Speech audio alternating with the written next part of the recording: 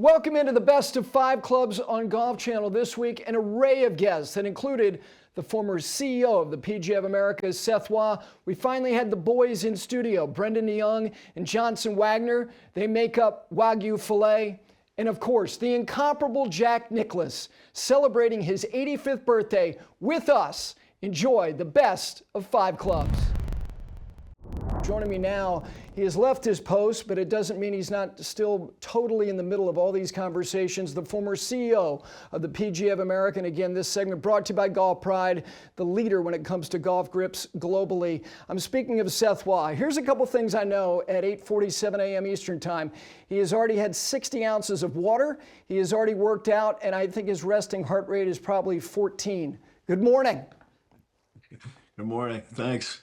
Welcome home, Gary. It's great to have you back at home at the Golf Channel. And it's nice to see that windmill in your background. As you say, that brings back a lot of good memories. We're about a few months away from enjoying it again. But as you said, there's no expiration date on loving this game, right? And I care as much as I ever cared, and I'm going to try to help in any way that I can, formally, informally, whatever it is. There, as you know, nobody ever leaves this game, really, truly. You hope you don't. So no, thanks for having me back on. I wasn't sure anybody remembered me, but it's nice to be back with you. Well, thank you, and let's talk about some of these things that. You're immersed in the middle of all these conversations. It's been a turbulent couple of years. As we look ahead now to 2025, whatever the resolution is between LIV and the PGA Tour, I get the feeling that they're going to try to coexist. How do they do it effectively? Look, I think, and I've said it from the beginning, I'm very hopeful that there will be a deal here. And I think I'm more hopeful now than I have been. I can't explain why it's taken as long as it has. And I worry about that because I do think there's some scorched earth and loss of fandom and people just turning off the set, which is, not great, right, obviously. But I think the real reason for it is both sides need a deal, right? The tour has a lessened product, and I think they're losing some fans here and there, and sponsors are nervous. Are they going to pay more for something less? Or less of a product. And so I absolutely believe they need a deal. And obviously the deal with SSG has set the template financially for that. So I don't think the financial part of this is complicated. I think it's more of, to your point, what does it look like in the end? And I think from the LIV side, they've had some success, but it's also been kind of a failed economic experiment, right? And we talked about from the beginning that, in disruption, you need one of two things, and hopefully both. One is a better product, and secondly is, a better pricing. And they kind of have neither, right? I don't think it's a superior product by any means, and I don't think they have an economic model, and so I think both sides need the deal. And now you've got an administration which is going to be, by all accounts, more deal friendly. So I think that clears the air there a bit. And you've got a president who obviously cares an awful lot about the game and likes to do deals and would like to be the guy to fix golf. So I think you're close to something happening. I certainly hope that's the case. I do think there's a few lessons from it, right? Which is how do you sort of get better? Disruption, I think, should make you better. I think how do you make the game more global in some form? How do you invest in it in that way? I think is important.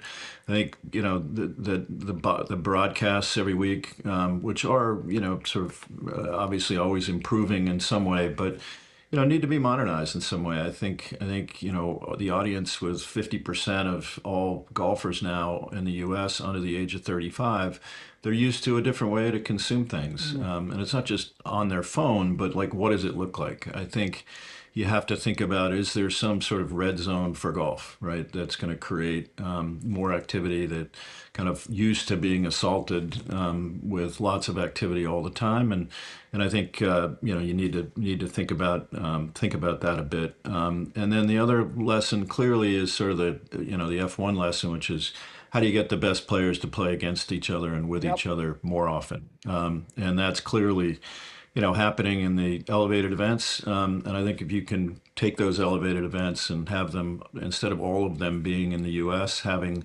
them sprinkled around the world. We have some in Europe, some in Asia, some in the rest of the world. I think that is the way to grow the game.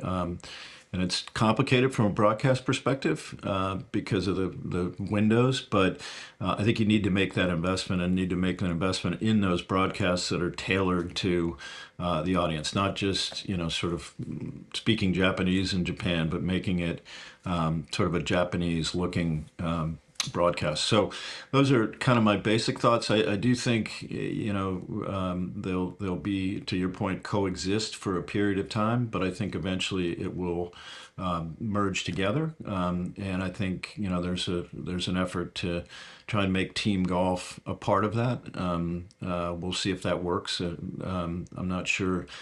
You talked about the Ryder Cup a lot early. You're not going to recreate that, right? There's not the sort of native kind of sort of emotion around all that sort of tribalism that is important. But I do think you can experiment and see if it works. And if it works, great. And if it doesn't, you kind of go back to what you had. Let's try to do this in 90 seconds, and I wish we had 90 minutes. The golf ball. The position of the PGA of America, Derek Sprague, who has succeeded you, made it clear that he is not in support of this rollback. What do you think is going to happen here? Where do you think the conversation will be at the end of this year?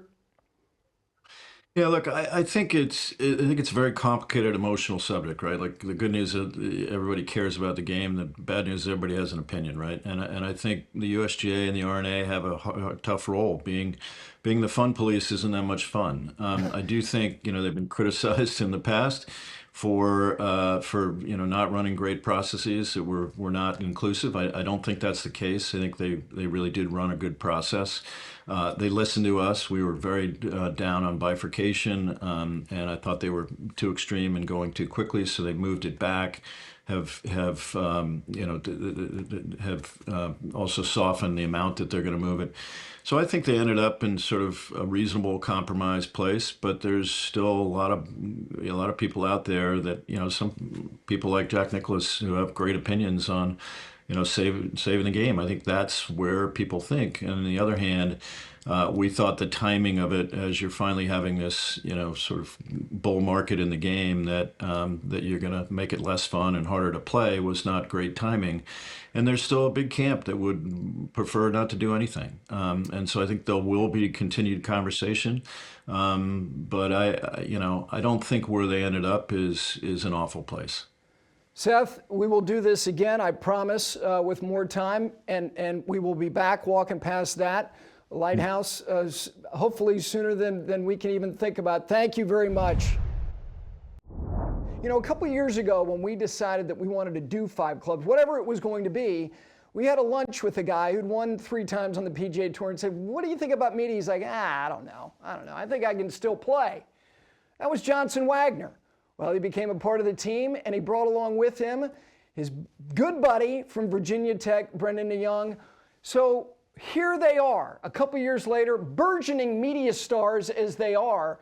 Why not a little steak for breakfast? Wagyu and Filet, they've got their own show now on SiriusXM. They've got so much media going on, they don't even know where to turn next. Good morning, gentlemen. Gary, good to be here with you. Love the set, love everything you're doing. Well, listen, we couldn't do this. This wouldn't happen unless we had a great team, and you guys have been great teammates.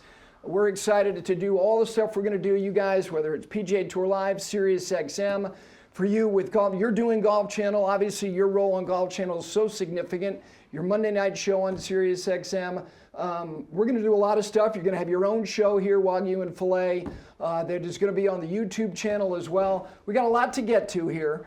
But I got to ask, as 2 guys who meet each other in college, you come from completely different parts of the world.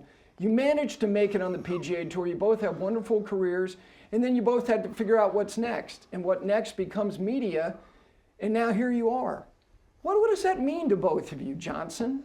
Well, it's been pretty awesome. I mean, we played 15 years, 20 years of professional golf together, 15 out on the PGA Tour. And to be doing this together, be doing radio and Golf Channel stuff. We were in studio in Connecticut twice together last fall. And it's just great. I've always loved hanging out with Brendon. So it means a lot to be able to do it with him. It's been fun. It's we, as Johnson says, we've known each other for a long time. We got off to kind of a rocky start. Johnson was my chauffeur in college. He used to drive me around, and That's scary on so many levels. Yeah, I know. Looking back, it probably wasn't my best decision. But one of the first times he gave me a ride, it was myself and my roommate. And we pull into somewhere, and Johnson pulls me to the side, and he's like, you know, we wear deodorant in the United States. And I looked at Johnson, I'm like, I don't know what you're talking about. He's like, yeah, we shower and we wear deodorant. And I looked at him like, I shower more than you do. I wear deodorant. This isn't me. This is my roommate. But that was kind of our introduction to each other. So yeah, it was a rocky start, and it's progressed from there. Yeah, this African kid, he smells terrible. We got to do something. And I think I was the one tasked with telling him. But yeah. Here we sit. There's a lot that is going to happen every year in golf. Brendon, let me start with you. Two big storylines that could happen, will happen, might happen. Where would you start? I'm going to keep it on the golf course, Gary. For me, to try and win an away Ryder Cup would be an absolutely massive story. And if Europe could do that, not only an away Ryder Cup, but a Ryder Cup in New York with what we know are going to be some of the most rowdy fans you've ever experienced, that would be a massive story for me. And then it's the Rory. Can Rory break this major drought? It's after 10 years now. I think 11 years since he's won one. This needs to be the year for Rory. The way the major's set up, this needs to be the year that he breaks that egg. For you? Well, this is not going to surprise you at all, but Here we go. Jordan Spieth coming off wrist surgery. I mean, the way he hasn't won since 22, had a couple chances in 23, and won one time early last year. Coming off wrist surgery, he really improved his driver last year, which had kind of been an Achilles heel, but hitting down into the ground with his wedge play and his iron play, it was abysmal. I think he's going to come back strong. I know he's been working down in Cabo with Cameron McCormick the last couple weeks, and I'm just looking forward to seeing him come back. I think it's going to be the AT&T Pebble Beach. And the game of golf, and especially the PGA Tour, is so much better with a guy like that in the fold. So I'm hopeful and thinking that he's going to come back and win multiple times and probably be right there at the Masters. I would assume. And my other one, you know, every year it seems like we have, not this year, but most years we have a major winner come out of nowhere and win. So I've kind of been thinking about who could that person be that could be an off-the-wall selection. And I think Akshay Bhatia is going to win his first major this year. All right, guys, let's talk about something that a couple years ago when we started having this conversation, you were the first one who said, look, I'm unafraid to pick a live guy to win a major. You thought Koepka would. He did. Bryson DeChambeau wins the U.S. Open last year. How do we assess them now, Brendon, in terms of some of these guys are getting DP World Tour starts? Obviously, Tyrrell Hatton just won in Dubai. How about now in 2025? Honestly, Gary, it sort of justifies their decision, or they will feel a lot more justified. The fact that they're now being able to play these DP World Tour events and play for world ranking points, that's what they wanted. That's gonna entail in them getting into more major championships, and that's what these guys wanted to do. They wanted to play a limited schedule plus the majors. Yeah, but how on earth are they playing a more limited schedule now? They still have to play the 14 live events. They've got to go poach some DP World Tour events to play in just so they can get in majors. Not only are they playing more, if they're playing the same, if not more, but they're also traveling a way different schedule. Guys going down to Australia to play. It all just doesn't add up to me. They're not getting exactly what they wanted. They're having to work a heck of a lot harder. That's fair. Look, Patrick Reed using his family as his impetus for leaving, saying, I want to spend more time with his family. I think he's traveled more than Sergei Kirikov, who I think was traveled around space like 9 million miles. He's playing everywhere. You're right, their schedule is very, very challenging, but the bottom line is their performance in terms of having multiple years in which a LIV player has won a major and they're getting DP World starts. If they can manage their schedule with having the true commitment to play every LIV event, there's no reason to think that these guys will not contend and win golf tournaments when they coexist with guys from the PGA Tour, right? Yeah, no, I agree. And you say that they're playing a ton more, but they're not. Their schedule's, 14? They have to play 4 on the DP World Tour. That's 18 events. That I understand the travel. Sure, the travel is a lot more. But all of these guys were playing more than 18 on the PGA Tour every year. You only think they're going to play 4 other events other than those plus the majors? I mean, if you're in the majors, you're going to play 22, like a Rahm, like a Bryson, those guys. And then, like Gary said, a Patrick Reed and Joaquin Niemann went down to Australia. Yes. I hear your point, but I think the argument when a lot of them left was, oh, we're going to get paid more, play less, and it's turned out that they're playing a ton of golf and traveling all over the world. Yeah, no doubt about it. The travel is 10x from what it was. What we are seeing, though, is it's a lot of international guys that are doing this and a lot of international guys that don't really mind traveling. And I will agree with you on the fact that they're playing well. I think we're going to have another LIV player win a major this year. You do? I do. I mean, the trend's going to continue. I think Rahm, after his year last year in the majors, wants to come back with a You think he'll find his equilibrium and he will be right there in a major? I mean, you've got Koepka, DeChambeau, Rahm, Hatton, and I'd say Niemann are guys that I would say could win a major. Cam Smith still window open for him? Sure. Absolutely. The bridge for all these guys, whether it be American players or European-born players, the Ryder Cup appears to be healthy. I expect LIV players to be on both sides, right? Yes, without a doubt. I mean, if Bryson does anything in the majors this year, he's going to qualify on his own. And I mean, Hatton's got to be pretty close there as well. Hatton's top 10 in the world right now. He's in. He's in. John Rahm will be playing there. Yeah, we're going to see. I would imagine we're going to see probably 5 between the two teams. Would be my guess. Yeah, I think that Bryson, the pressure on Keegan Bradley in the American system to not have him in there, if he flashes at all in any majors, and you can value a LIV win any way you want, I agree with you. He's going to be on the team. Yeah, I mean, Bryson, 3 top 10s in the majors last year. I think he's done enough already where he's going to be on that Ryder Cup team. You know, it's interesting. We had Jack on earlier, and he's got a real relationship with Rory, and he talked about the psychological component that he's got to manage. You talked about him at the major rota this year. What about it? What about it starting with Augusta National? Yeah, I mean, I think it's an incredible run for him. I mean, Augusta, we all say that golf course fits him so well, but Quail Hollow, the PGA, where he's won 4 Truist Championships, it's going to be played in May, not like it was in August back in 17 when he didn't play particularly well. He's home at Portrush, and I mean, Oakmont seems to be a good fit for him too, and I think it was you that said it, and I've kind of stolen it, but if he doesn't win a major this year, is he ever going to win one? He's so good, and look, I think that the great ones, time is on their side, but he's dealing with a psychological component that is so uncommon for a historic figure to go this long. The other thing about Oakmont is this: he did miss the cut in 16, okay, but since then in the U.S. Open, the next year he finished tied for 9th. He's gotten better in that championship every year, and he's coming off gutting, heart-wrenching losses in LA and then in Pinehurst in back-to-back years. Like he's adapted to the challenge, Brendon, of a U.S. Open. So why can't he go to Oakmont and be a legitimate factor? There's no reason why he can't be. No, he can, Gary. I'm very interested to see what the recovery is going to be like after what happened at Pinehurst. Yeah. You know, you've got to believe that cut really, really deep. You said it, going to Quail Hollow, there's not a better opportunity for him to win one. It's been his own personal playground for a long time now. If he could go there and win, I think he's got 4 or 5 more in him. It's just going to be getting that next one that's going to be the hard thing for Rory. Do you share that if he breaks through this vortex again, that it's not floodgates and all of a sudden he's at 10 in 3 years, but that there are multiples beyond it? I completely agree with that. And just to the point of Quail Hollow, everything that club has done, which is known for tinkering a little bit with the golf course, and there's a new tee added on 9 this year that wasn't there for the Truist Championship. So it's 535 yards. It's like everything Quail Hollow does is to allow Rory McIlroy to have a bigger advantage. And so I just think that is definitely the one for him.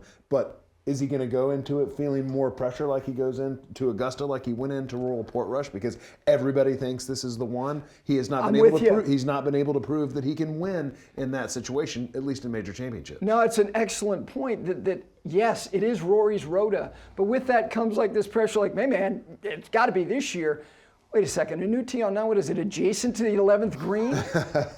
No, it's a much shorter walk from 8 to 9, 535 yards, and the former back tee has been destroyed, so if you get a northerly wind in May, which is possible, that hole may be unreachable. Well, they try to do it to him on 60, and he keeps going, just keep going back, don't worry, I'll fly that bunker on the right. This is a treat. It always has been, from the first time I had a chance to talk with him until this very moment. His birthday, yes, is tomorrow. We are capturing this on a Monday. That is why Jack Nicklaus is wearing scarlet, because he's got a big one tonight. There he is. Okay, let's talk first about your state of mind. I think you handle these games okay, although before we got started, you said, I didn't handle the Michigan game very well. How do you feel about tonight? I'm handling this, so you got a gray sweater on, and I got a scarlet shirt on. I mean, we're Ohio State guys right here. How do you feel about tonight? Well, I'm obviously a big Ohio State fan. That's where I went to school. I like Ryan Day. I love what they do up there. Didn't like the Michigan game, but hey, you don't win every game. And Michigan played a great game against Ohio State, but that's the way it goes. But Ohio State's played very well since then, and it'll be a good game tonight. I'm hoping that it is a good game. I don't want anybody to blow anybody out by a bunch, but I guess I can accept anything that Ohio State wins. Jack, I should know the answer to this, but you've had so many grandchildren that have all been really. Have you not had any grandchildren? Anybody in your family go to the University of Notre Dame? No. We went to.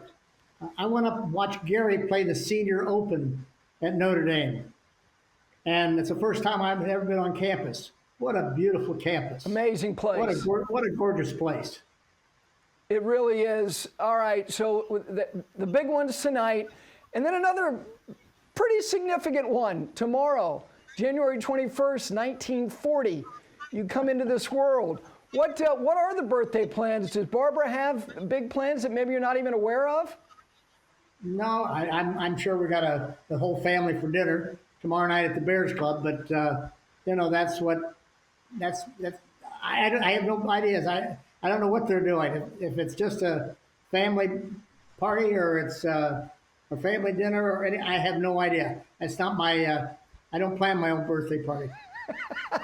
Did Barbara ever do anything particularly creative? Is there a birthday that you remember you went, wow, honey, you really nailed that one? I don't know. I don't think that. I didn't think much about that. I mean, we've done everything. We had when I was 55, we had shirts for the breaking the speed limit. And, I don't. When I turned 40, there was something I can't remember what they did then. Another T-shirt or something, but nothing ridiculous. No. Okay. I was looking this up last night. I wondered if you ever won a golf tournament on your birthday. You didn't, but you won. No. You won the clam bake around your birthday 3 times. You won on January 16th. You won on January 23rd. So you played the second round of the Pebble Beach event. You won that. And then you won it again on January 28th. So you won around your birthday, but never on your birthday. No, I didn't. And probably the year that I won it,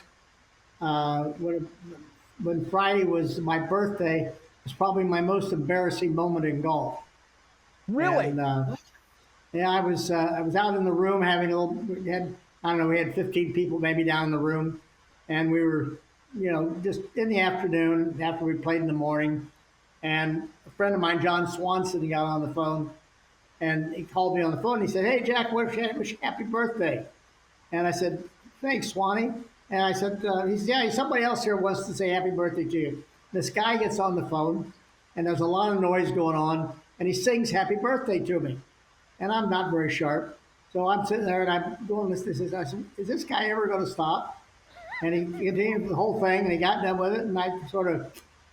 Why I was irritated, I don't know. I was semi-irritated. I said, "To whom am I speaking, please?" He says, "Oh, it's Bing Crosby, Jack. Just wanted to wish you happy birthday." I guess my voice was a little hoarse. I'm sitting. I want to crawl underneath the table. I mean, what an embarrassment. That was really nice of him to do that. Here I wasn't. I'm just a kid who didn't understand real culture. One of the things that I've always thought about you is that you've always had so many interests outside of golf. You always had so much balance in your life. You leave a tournament, you go back, you go to 3 games the next day, practices. You love to play tennis, the fishing, everything. Do you think balance, for all the competitiveness and all of your innate ability and skill, which was special, but your balance when you got to golf tournaments, that you had something that allowed you to be in a good headspace? Was that attributable to your success? Well, I think that the balance you're talking about was my relief. Got me away from golf. It got me away from thinking about it. I went to all the football practices that I was home for, and I played quarterback. I threw to all the receivers. I kicked with the kickers. I did all that. Basketball practice, I'd go scrimmage with the kids. They always needed somebody to scrimmage, so I always did all that. Baseball, I used to go pitch batting practice and do all that kind of stuff. And when the kids were on the golf team, I'd just go out and play with the kids with the team when they're playing golf. Or Steve played some tennis too, and so I go play tennis with the kids on the tennis team. I enjoyed that. It was fun. It kept me young, and but also what it did is it was I was not a gym rat. I didn't enjoy going to the gym, and so the physical exercise I got from doing all those things, and I ran, but those things all kept me in shape. And I was really never had an injury the whole time I played, and I had my hip problem, but that didn't really get me until near the end of my career. About I guess I was 58 years old when I had, or 59 when I had my hip replaced. So, it was. I really thought that the diversity kept my mind fresh, allowed me to do things with Barbara, allowed me to do things with the kids, but also allowed me to, when I went back to play golf, to be ready to play. Jack, of all the great things in the Jack documentary that Golf Channel did, Izzy D. Herrera did such a wonderful job. And they handed that one-sheeter to all these guys, and they're looking at it, and they're going, okay, there's no way that happened. To the point you just made about good health, you played in every major championship from 1962 to 1998. That will never, ever be done by anybody ever again. It's a combination of good fortune and obviously being so good for so long. I think that's as underrated as anything. Having the good health and the good fortune to be able to play in every single one of them. Well, I was never really injured. I was very fortunate that I kept myself in shape to be able to do that. I'm blessed, but you and I will never be around long enough to know whether anybody does that or not, Gary.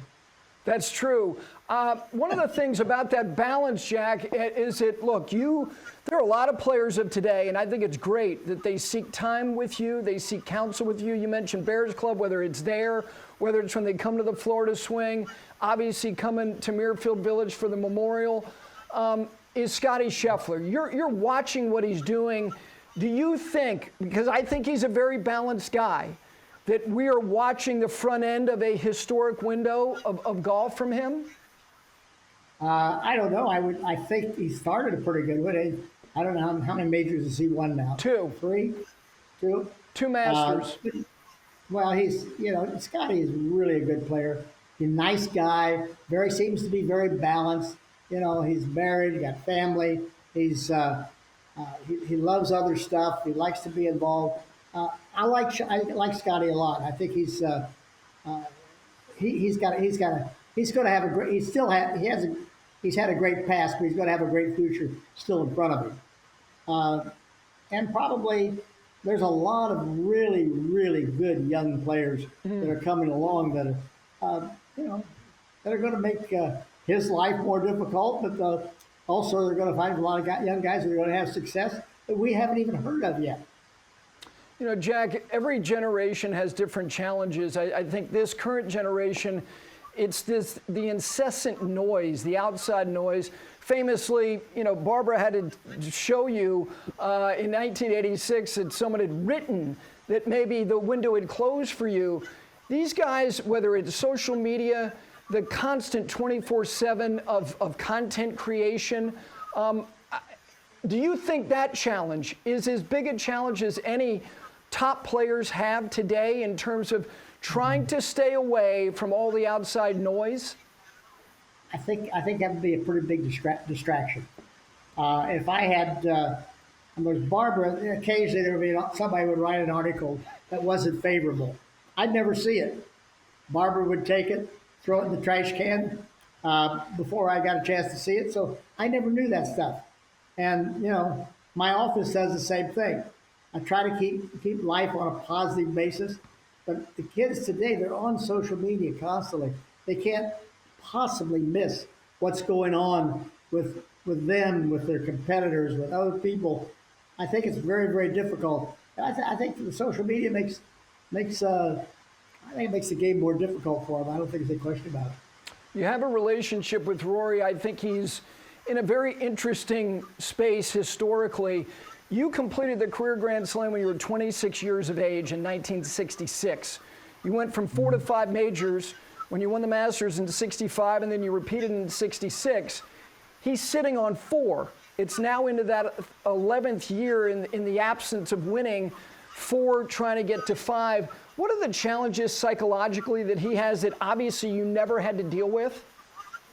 Well, that is what he has to deal with, exactly what you're talking about. Psychologically, he hasn't won for a while. When he gets himself in a position, i.e. last year at Pinehurst, he had a little short putt at 16 that he wouldn't miss one in 1,000 times, but he did, and then missed another one at 18. But you get yourself where you haven't won for a while, and it's difficult to get out of that. The Masters, I still firmly believe Roy will win the Masters. He's just too good not to. I love Roy McIlroy. I think he's a great person. He's a great guy. He's as talented a player as there is out there, and he's got a lot more majors in him. You just got to get him out of him, and that's the problem. But he's good. He's good. He's really good. But he just I don't know what it's going to take, but it's going to. One of these days, he might. He won those 4 pretty fast.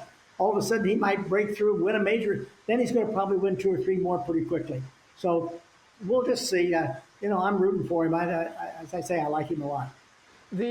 You've always told me when we've talked about the things that you did, whether it was end of the year, beginning of the year, that Jack Grout didn't put his eyes on you on an every week basis, and when he did, it was very fundamental stuff. And again, every generation is different, but do you think players today are over-engineered? Well, I don't know. That's what everybody does today.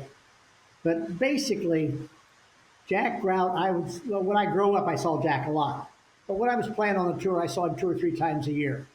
I'd go down, he was down at Lagos, he was down there, and I'd go down just for a refresher for maybe an hour. And we basically I really just went down because I wanted to talk to him. Then he might at the end of the session say, "Oh, you need to work a little bit on your posture or your head position or ball position or some little thing." And we'd go hit a couple balls and we'd be fine. He'd send me off on my way. But what Jack Grout did was he taught me to be responsible for my own actions and my own golf game. And so when I got on a golf course and I had a problem, I could correct it. And I did need somebody there. I think the guys today, they need to take a little bit more responsibility for what their game is. They have the ability right now to blame it on their swing coach, their health coach, their sight coach. Guys, I never had any of that stuff, and that would have driven me crazy. However, that is what the deal is today. That's what the guys do.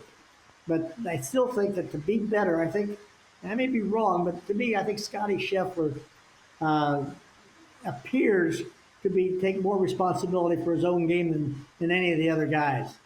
And he's been very successful. So we'll see. I remember sitting down with Bobby Jones And Jones said to me, he said, Jack, he said, I was a good player, and through my 7 lean years, but it was from 14 to 21. A strange time to have your lean years.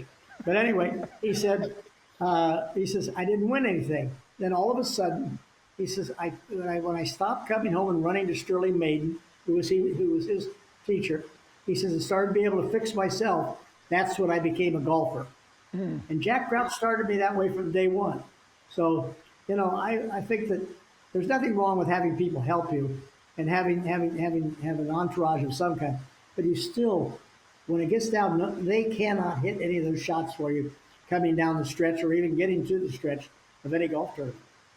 Periodically over the last 10 years, I've shared this story. The last time for television, you, Arnold Palmer, Gary Player, and Lee Trevino sat down. It was at the Greenbrier in October of 2015, and I was conducting the interview. And during that interview, Lee said, that guy and that guy loved it more than I did and he did. Meaning, Player and Palmer, they loved it. They just couldn't get enough of it. Whereas you loved golf, but you had other interests. And Lee, he loved it. There was times that maybe he didn't love it as much. When did you love it most? Well, I love it all the time. I love playing golf, but I had to have. I mean, Arnold's whole mode was to play golf. I mean, Gary Player's 89 years old, plays golf every day, and he still breaks par most every day. Somebody asked Gary, how many times have you shot your age? His answer is like the last 2,503 times or something like that he's played. I mean, Gary plays constantly, and he's terrific. And, that's okay. But we're all different, and I was sort of built, and I needed to get away from it to be able to get my focus back on it. That didn't mean I loved it any less. I mean, I loved what I did. I loved the competition. And I know that Lee loved the competition. Lee Torino is what a great striker of the ball. What a great competitor. Gary Player the same. Arnold Palmer the same. They were all very good. And we all did it a little bit differently. I'm going to share this again because for people who haven't heard it, it's one of the sweetest things I was ever a witness to. You gave me a ride home from that little event at the Greenbrier. On your plane, Arnold's plane was being serviced. You and Barbara were going to drop down in Atlanta and stay at Michael's for the weekend. And when you got off the plane, you pulled Arnold in close and whispered something in his ear, kissed him on the cheek. And you got off the plane, and the pilot had stepped out of the cockpit. And Arnold turned to him and said, "What is the flight time to Orlando?" And the pilot said 43 minutes. And Arnold turned to me and said, "My plane would do it in 39. I told you that story, Jack, after Arnold passed. And I knew it would tickle you because any little opportunity he could get to compete with you, he was going to take it. We competed with everything. Arnold and I competed on the golf course. We competed off the golf course. We competed in everything we did. And, you ought to see us play bridge with our wives on the airplane going over to Great Britain for the British Open. We get on the airplane, we play bridge for 6-7 hours, and we all wanted to play maybe for an hour and then take 5 or 6 hours of sleep. No, it was 6 hours of bridge. Somebody had to come out ahead. All right, let me get you out of here with 5 quick questions. This may be the hardest one to answer. What is your favorite milkshake at Muirfield Village? Well, I'm not the traditional. Buckeye milkshake is the most popular with the golfers. I'm a vanilla malt guy. Very traditional. They're all great. They're all great. There's no wrong answer. All right. I think last year, I'm not sure, but I think we were somewhere over 1,300 milkshakes for the golfers last year. And by the way, that field is less than what it used to be. So that number. I know. They just have to drink more. All right. Who is the greatest athlete you saw perform in their physical prime? Well, I thought about it a long time. I think Secretariat. The 25 length Secretariat won at Belmont. Then I don't have to pick an individual. I can pick somebody that isn't going to talk back. That is a good answer. Jack, my dad was there that day. He was with my uncle, and they were down, and my father told me, and he saw everything, He said that was the most exhilarating thing he'd ever seen in sports when that horse got to the top of the stretch and he was separating himself literally by every length. That was the most amazing thing he'd ever seen. That's a great answer. All right, what is the long? Yeah, the longest car trip that you and Barbara and the kids, the 5 kids when they were kids, took in a car? Do you remember? I honestly don't remember, but I'm sure that we drove from. We had to drive from Columbus to Florida, or Florida back to Columbus. You know, I'm sure we did that several times, but that's probably the longest. Okay. Did you have a wood-paneled station wagon? No, wait a minute, Gary. That wouldn't be right. By the time Michael was born, we were 33, 34 years old. So we wouldn't have driven in a car that far. I don't think we, maybe to Miami. Okay. All right. Not very far. The TV show now that you and Barbara watch together, do you have a show you guys watch together on a regular basis?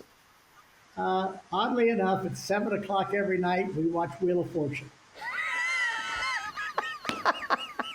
My kids said, you got stuck on Wheel of Fortune? I said, look, Barbara likes it. You know, hey, I've got to like it if my wife likes it. And and so I watch it. And I enjoy the show. You know, Pat Sajak did a great job. Ryan Seacrest is on it now doing it. He does a great job. It's a fun show to watch. And of course, we're always trying to figure out the words. And it's another bit of competition. That's great. All right, last thing. Your favorite reaction to one of your own shots in your career, because the truth is, so many of the wonderful shots you struck, you always had a very understated, almost kind of laissez-faire reaction, including when you struck the flagstick at the U.S. Open in '72 with the 1-iron. You kind of, I don't even know if you know that you struck the flagstick or not from the naked eye. No, I didn't. No, I didn't. What's your favorite reaction to a shot you ever struck in your career? Oh, I'm not sure, but it'd have to be one of the 1-irons, the one at Pebble Beach. But the one I hit at Augusta off of, I think in '75. I didn't make the putt actually, but it was on one of those little knobs that I was sitting back at 242, and I took a 1-iron and I stuck it up in the air, put it in about 8 or 10 feet, and I'm sitting there all the way to the green. It was whoo! Boy, was that fun! and of course, the one I hit at Baldwin in '67, and 238 yards uphill, a little bit in the wind, thunderstorms coming in, trying to get in before it's over with. And, you know, I didn't think I could carry the bunker in front of the green, and I carried the bunker and then made the putt to break Hogan's U.S. Open record. But, you know, most all of them would have probably been 1-irons. I think that, you know, I could have others. There's a lot of, I remember I was not playing great at Oak Hill in 1980. I was leading the tournament by several shots going to the last round, but I had just hit the ball all over the golf course. But I'd made everything I looked at. And I hit a very good tee shot in the last round and sort of slopped the ball on the front part of the green somewhere. I had about 35 feet and drained it. I said, whoops, here we go again. And of course, then I ended up winning the tournament by about 7 shots. By about, right on the number, 7. You know, you mentioned 1980. You actually broke the record again when you went back there. That was the first time that I saw you in person. I was 14. I went to the first round with my dad, and he said, who do you want to follow? I said, Nicklaus. And he said, Gary, you won't see anything. So we followed Lanny Watkins, Fuzzy Zeller, and Tom Weiskopf. And Tom shot 63, and of course, you had to miss a 3-footer, maybe 2.5 feet for 62 about a half an hour later. That's right. I don't know. That was a big disappointment. I didn't think I'd even dream of missing that putt, and I did. Well, there's one photo of you that we've got in this studio. I don't know if you can see this. You've been awfully good to me throughout my career. That was at Governor's Club just about 10 years ago. You came back for the 25th anniversary when you opened that golf course in September of 1990. Every moment that I've had to share thoughts, to get your opinions on things has been a total privilege. I hope you have a great birthday. Thank you for doing this. Gary, my pleasure. It's always good Good to talk to you. And I got my Scarlet in for tonight. We're ready to go. Good luck to you. Have a great birthday. Thank you, Jack. Okay, Gary. Thank you. Appreciate it. We hope you enjoyed the Best of 5 Clubs. Next week on the program, just a little teaser, and almost like a trivia question. Who has won a U.S. Open, a PGA Championship, and the Players, and is still an active player? Who is that? You'll find out when he joins us along with a lot of other guests next week right here on 5 Clubs.